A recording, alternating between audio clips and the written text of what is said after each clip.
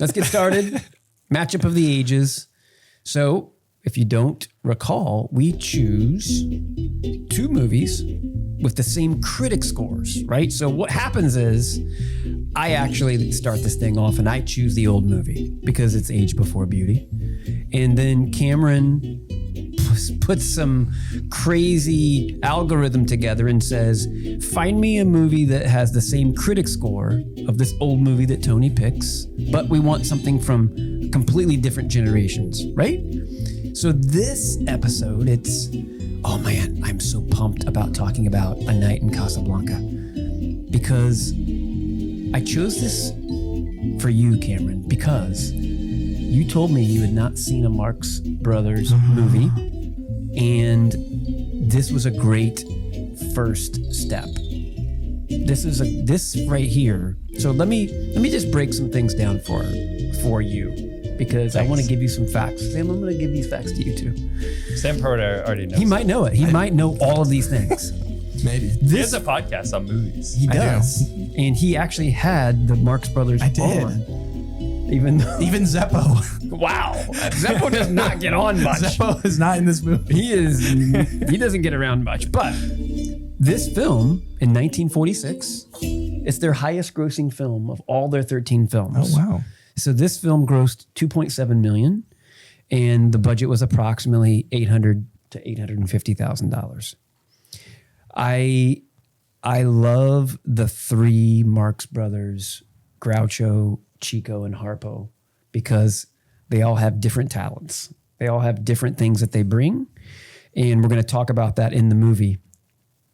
And I just want to start off with, if you see one Marx Brothers movie, you need to see more because they're that fun to watch. Duck Soup.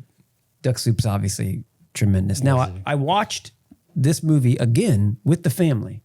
So we made the kids sit down and watch this. First of all, we got a lot of, it's black and white. But then once we got into it, oh man, the kids were ripped apart, laughing hysterically. So let's talk about A Night in Casablanca. Made in 1946. It's classic Marx Brothers. And I can't be more thrilled with how they pulled this off because there were some tremendous scenes. The scene where they're moving rooms, where Groucho's with the gal and then the bad guy's trying to catch them, and then they move rooms, and then he's always foiled. Like he always has to bring so many things. He's carrying all these things. It's just total slapstick nonsense. And Groucho's picking up all this stuff, and Beatrice is with him, and so the bad guy's going around from room to room, and he can't find them, and it's absolutely hilarious. And then towards the end of the movie, there's the scene where the three of them are together, and the bad guys are trying to pack their clothes and get out of town because they've got what they came for. I'm not going to give it away. And then the Marx Brothers are putting all the clothes back. Absolutely classic scene, hilarious. But the funniest part of that movie, in my opinion, the scene at about 36 minutes in, the charades between that was my favorite as Chico well. and Harpo is nuts. I want to rewatch that over and over again because if none of you know about going into this, if you've not seen a Marx Brother, had you seen a Marx Brother? I'd seen Duck Soup. Okay, you'd seen Duck many Soup. times. So there's the shtick that they have where Groucho is kind of the leader, right? He's the head guy. Chico will play whatever he needs to play, but he is a classical pianist. He's an amazing pianist, and he plays in every one of his movies that I've seen. He obviously played in this one. He played piano in this one, and Harpo got his name because he's an amazing harp player. But Harpo has this silent shtick, right? He doesn't talk. But in that scene where he's whistling and doing the things with Chico, that busted up the whole family. Yeah. And that to me made it worth it. Even though there's all kinds of little lines and things that happen in the movie that were tremendous. I want to know, okay, so we'll stop there. So that's A Night in Casablanca. I have more things to say, but we're gonna move to what's the new movie, Cameron? The shinier, newer movie is The Island, directed by Michael Bay Michael Bay from the Transformers movies. But instead of a big robot transformer machine thing, Machine McGregor. it's a big old research facility thing. Ian McGregor, Scarlett Johansson. They're they're escaping this research facility, and I thought that was like a surprising turn. But it's kind of just the marketing. It's like the trailer. It's like it's on the poster there too. It's like we're escaping this island thing. What's interesting about it is they're trying to figure out what world they live in. Is a post-apocalyptic world? Why are there so many rules? Like they're raised in a very specific way. They can't get close to other people. They don't understand anything about the world that's come before. They all have very simple memories. And I won't give it away, but it's not giving anything away to say that they escape and then the kind of organization is after them to try to capture them or kill them. It's Michael Bay, so you have the typical like really overindulgent editing. It's just like, man, he really is trying to do something with his tools, but I don't know. It's wearisome after a while. Like the shots of like slow-mo fast motion and then like helicopter in the sunset. It's just like, what are you doing, man? And so it feels very much a movie of its time, early 2000s. Yep. Now there's some interesting things about it. The acting is very earnest. So even if the lines and the dialogue is not very good, at least the acting is sincere and earnest. I love Ewan McGregor in almost anything. Amen. Scarlett Johansson's really good. There's a scene, I'll just say there's a scene with an incinerator that was one of the most potentially heartbreaking, surprising moments in a film I've seen in a while. And so it's very pro-life actually. And there's some imagery in it that's like, wow, if, it's almost saying something with just this imagery. Like, for example, there's a bunch of humans in sacks that look like embryonic sacks. And there's scenes where certain people are trying to kill them and certain people are trying to rescue them. Very interesting, very pro-life. The ending, I won't give anything away, but it's very, I would say, earned and cathartic. So there's good things to like about it. It's the bad things is the escape was ridiculously easy. He just like runs around. He just like, even though they can track like his distance from everyone, like you are within 6 inches, like you have to separate. Yeah. They just don't know that he leaves through the ceiling. Yeah. Like he goes through a hallway he's not supposed to be in and then climbs up and like leaves. And then he helps Scarlett leave and there's like a fist fight and then he's out. They're like running. So that was pretty bad. The dialogue was horrible. I wrote down one of the lines. Oh boy. They were like, wait, pause it. And then they pause the video and it's like, there's a guy in the background and he's like out of focus. And they asked one of the guys like, who's that? And he says, and I quote, "It's just an RN. He was scared. I helped him up." It's like, what? Who's this guy? He's just an RN. He was scared. I helped him up. It's like, thanks, bro. So there's dialogue like that. But the acting's really earnest. It's believable in that sense. Like I said, the editing was super wearisome. The characters were inconsistent. Like I didn't believe things about it. I want to hear what you think, and Sam, what you think. I don't want to cut you off, but I want to know, what do you think about A Night in Casablanca? So you basically... Well, let's let Sam in, because I'll share my thoughts about Casablanca after he shares. Yeah. Okay, you're up. About either of them? Or Any of them. Sure, just go. Yeah, fun fact, actually, The Island, I watched clips of that for a bioethics class in high school on end-of-life issues, end-of-life case studies. So it does, it has a lot to say on eugenics and all that. It's very interesting. These are two interesting movies to match up against each other. Just very different. A Night in Casablanca. So I'm a huge fan of Duck Soup. I love that movie. I thought Night in Casablanca was funny, but It's Duck Soup is like up here. But Sam, I want to say I didn't want to start off with the best. Wow. Okay. I wanted Number one movie of all time. I didn't want to start off with Duck Yeah. Soup because that to me, I agreed that's their best. So I wanted to start with something solid. That's fair. Which is Night in Casablanca. Yeah, and I think one of the reasons I like Duck Soup is that I didn't like about this movie is they tried to have like a romance going on and it tried to have more of a plot, which I like the aspect of Duck Soup that is a little bit crazier. Oh, for sure. But agreed, like some great gags, the charade sequence in particular, even like the gag right at the beginning when the building fell, I lost it. I broke so hard because I'm just like, it immediately showed me what kind of movie it is. I laughed really hard. I was expecting, it's an old movie, like there's going to be jokes, but they're going to be, I expected like the Three Stooges or something. Yeah. Just People hit think each that. other That's right. and- People think that. But there's so much more than just they're smacking each other in the head because there's actual great writing to it. Yeah. And I understood about Duck Soup, but this particular movie, what do you think about it? What do you think about A Night in Casablanca? I thought it was fine. Okay. I can't not talk about Duck Soup just because that was in my head the whole time.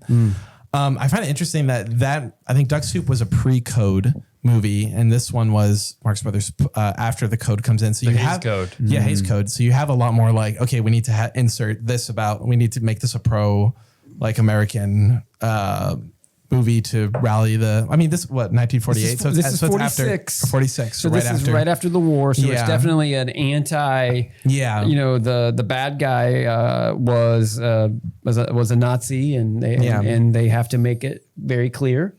So yeah, that definitely is part of it. But again, we're talking about this was their biggest success as far as the money that they made, and these kind of movies apparently didn't make much back in the day because people came to see the Cary Grants and the Humphrey Bogarts and the likes, right? This was definitely kind of a spoof on Casablanca, right? Which was 41 or 42. So I get it. Yeah, Duck Soup is solid and but hilarious. Do you agree? Hilarious? Yeah. Okay, good. All right, good. Cameron, keep going. Yeah, A Night at Casablanca, I was pleasantly surprised. Definitely laughed. I agree that the charades thing was like a magical scene. It was really funny, entertaining.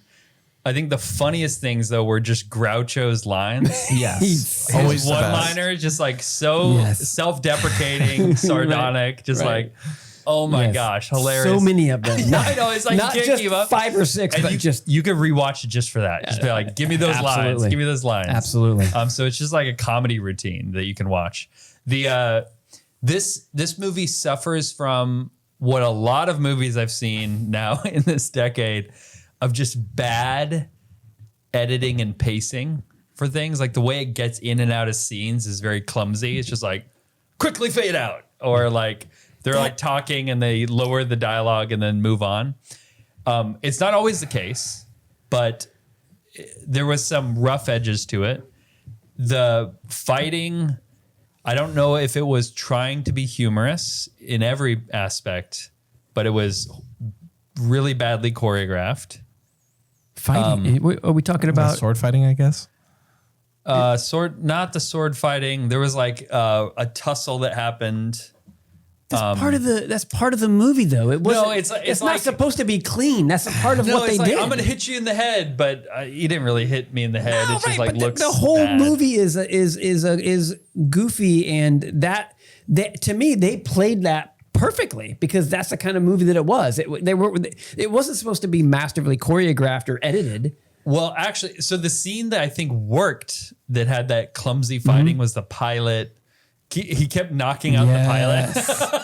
Yes. Which is great. Yes. And that was like, I believed that he kept knocking out the pilot and the pilot's like stumbling around. That was believable. What I'm saying is like fight scenes that were just not believable. I just wrote down choreography terrible. Like it was so bad. Let me just say this. Point is taken, but for a Marx Brothers movie, that's exactly what they wanted. They knew what they were doing, and that's exactly what they wanted. Okay. That I was can part see of their that. thing. So The great thing about it, about the movie, is it fits into this this genre, which is like a fool triumphant genre, where someone is so innocent that when they get put into situations where you have like an enemy trying to get at them, that it's their purity and innocence that kind of gets them through it. I'm going to use that for one of my movies later. Crap. That's good. That's good. Okay, trademark that's me. okay. Yeah, I will. No, I didn't come up with it. So, and then it exposes the kind of the way people think, which is a wrong way of thinking, because the gospel is very simple and it's very pure, and it's just like, yeah, children will inherit the kingdom of God. And it's like, what, really? But what about, it's like, no, simplicity, purity. And these kind of stories just show that like the fools are the wise ones, in the sense that even a Nazi who has this plan can't foil them, right? Because they're fools and they're pure, in a sense.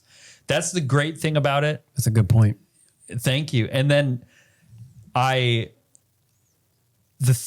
biggest knock on it, and it's actually similar to The Island, is that they both fall into this pit of fornication being a plot point. In The Island, it's like it's portrayed as kind of a goal almost, something he's kind of striving for, or like it's like a victory when he achieves it. By the way, use code CRUSADE at vidangel.com and cut those scenes out. But absolutely, in Casablanca, it's actually a little better because it's a joke and it's not like a goal that's like shown as a good thing. So even though that scene was funny, it was like, too bad it was about he was trying to fornicate. Like it was just. That's a good point. And he's such a goof, and it's Groucho Marx that he strikes out all the time. he just strikes out. So to that point, I want to vote, and I want